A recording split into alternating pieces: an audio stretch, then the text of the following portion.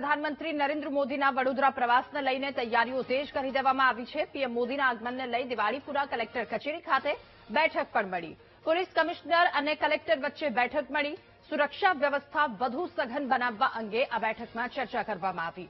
11 મે પ્રધાનમંત્રી નરેન્દ્ર મોદી વડોદરાની મુલાકાતે આવશે, ત્યારે વડોદરામાં પ્રધાનમંત્રી નરેન્દ્ર મોદી સરદાર ભવન ધામનું ઉદ્ઘાટન કરશે। પહેલા સુરક્ષા વ્યવસ્થા સઘન કરવા માટે કવાયત, સુરક્ષા વ્યવસ્થા વધારવા મુદ્દે બેઠકનું આયોજન, બેઠકમાં ચર્ચા કરવામાં આવી। 11 મે પ્રધાનમંત્રી નરેન્દ્ર મોદી કે જેઓ વડોદરાની મુલાકાતે આવશે।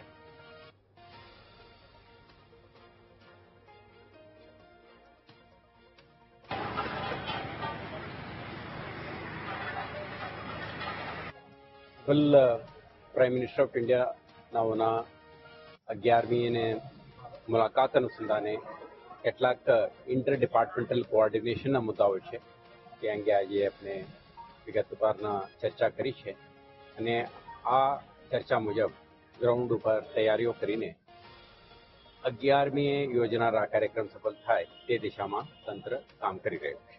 સુરક્ષા સાથે સાથે જે અન્ય વિભાગો, ખાસ કરીને GSRTC, વિડફોર્સ, રેવન્યુ, BMC, એમના સાથે આપણા vehicle movement, traffic management, parking વગેરે અંગે પણ આપણે ચર્ચા કરવાના હતા।